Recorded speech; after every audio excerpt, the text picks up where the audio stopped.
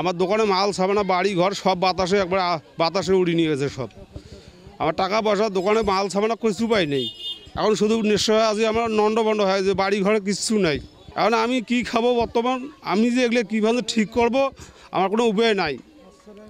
বাতাসে ঘর বাড়ি যা উড়ে নিয়ে গেছে।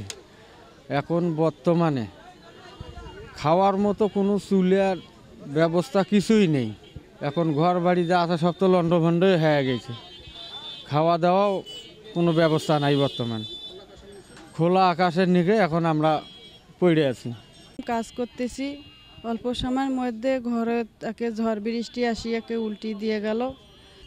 ঘর বাড়ি পাকঘর উল্টে গেছি, ঘরের জিনিস জানা সব কিছু ক্ষতি হয়েছে। খোলা আকাশে পড়িয়েছি, এখন কোনো পথ নেই থাকার মতন। বান্ডেল থাকলে প্রতি সেনমানিতে টাকা বাঁচবে।